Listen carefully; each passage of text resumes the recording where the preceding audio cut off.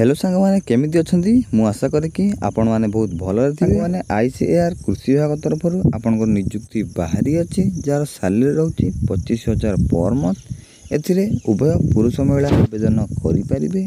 तो कौन रहउची यार एजुकेशनल क्वालिफिकेशन एवं कौन कौन डॉक्यूमेंट दरकार चलतु फुल भाव में डिस्कशन करिनवा।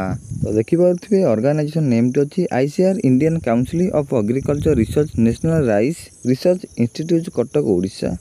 एवं टाइप ऑफ जॉब रोची टेम्पोरारी कैटेगरी रोची Odisha government job. Name of the post होची फील्ड वर्कर ग्रेजुएट असिस्टेंट पई। एप्लिकेशन मोड रोची वॉक इन इंटरव्यू। आपण डायरेक्ट इंटरव्यू देबे ताब जे एठे जॉब टी पाई परिबे। एवं प्लेस ऑफ पोस्टिंग रोची कटक मध्य रे यार पोस्टिंग टी रहिबो। एवं यार इंटरव्यू रोची 4 अक्टोबर एवं 9 अक्टोबर। जेंडर तो बोथ मेल एंड फीमेल अच्छी उभय पुरुष महिला फिर आवेदन करें। देखि नवा यार एजुकेशनल क्वालिफिकेशन। तो सांग माने फील्ड वर्कर पर रही bachelor degree of science BSc honours in botany geology.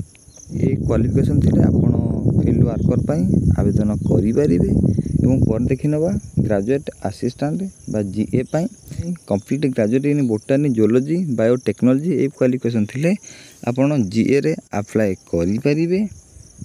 पर देखि नवा यार एज लिमिट। तो सांग माने एथिरे मिनिमम एज मागुची 21 वर्ष एवं मैक्सिमम एज मागुची 55 वर्ष। किछि मध्य रिलैक्सेशन दिया जाइछि गवर्नमेंट रूल्स अनुसार। फॉर ओबी स्टूडेंट पई 3 वर्ष एक्स्ट्रा।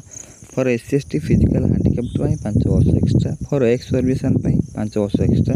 से फिजिकल हैंडिकैप्ड हेते प्रोसेसिस्ट होइतिबे ताले 15 वर्ष रिलैक्सेशन मिल परिबो।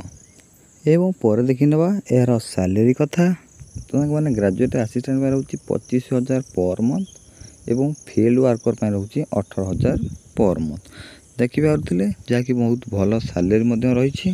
एवं देखि नतु यार सिलेक्शन प्रोसेस। तो संग माने आपन तो डायरेक्ट वॉक इन इंटरव्यू हेबो पर आपनकर डॉक्यूमेंट वेरिफिकेशन पर आपन के जॉब ठी मिल परिबो। एवं देखि नतु यार एप्लीकेशन फी। तो संग माने एथिरे तो नो फी रहिछि for general candidate for EWS candidate for OBC candidate for PhD candidate for SC ST candidate समस्त एठे नो फी रही अछि। समस्ते एथिरे मागणार आवेदन करि परिबे। काहाकू भी एथिरे टंकाटे पे करिया को पड़िबो नाही। एवं देखि नबा यार किछि इंपोर्टेंट डॉक्यूमेंट। तो संग माने क्वालिफिकेशन सर्टिफिकेट 10th +2 +3 एवं date of birth certificate two recent colour passport size photo caste certificate. जदि आपनकर किछि एक्सपीरियंस अछि ताले एक्सपीरियंस सर्टिफिकेट दे देबे अधिक चांस बढ़ी जिवो ए जॉब टी पाइबारे। एवं देखि नतु पर यार किछि इंपोर्टेंट डेट। तो संग माने ग्रेजुएट असिस्टेंट जीए पय रहिछि 4 अक्टोबर 10टा AM रे यार इंटरव्यू स्टार्ट हे जिवो। एवं फील्ड वर्कर पय रहिछि 9 अक्टोबर 10टा AM रे यार इंटरव्यू टी स्टार्ट हे जिवो। एवं देखि नतु यार भिन्नु ICR national rice research institute NRRI CRRI Vidyadharpur Cuttack Odisha एटा आपनकर इंटरव्यू टी रहउची। एवं देखि नियंतु यार किछि इंपोर्टेंट नोट। तो सांग माने मेंशन थिबा टाइम अनुसार आपन सेठी जदि न पहुंची बेले ताले आपन को सेटा अलाउ करा जिवो नाही इंटरव्यू देबा पई।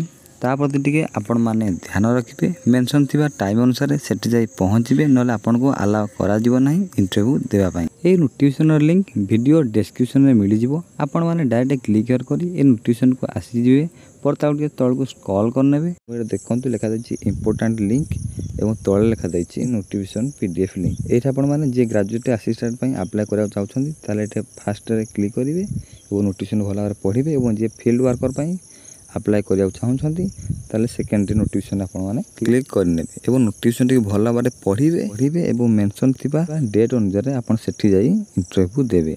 तो सांग माने ये थला किछि इन्फॉर्मेशनल वीडियो टी भल लागिथे लाइक और सब्सक्राइब कर जमार भूलिबे नै। आज पई एतिके विदाय नउछि रहउछि। जय जगन्नाथ।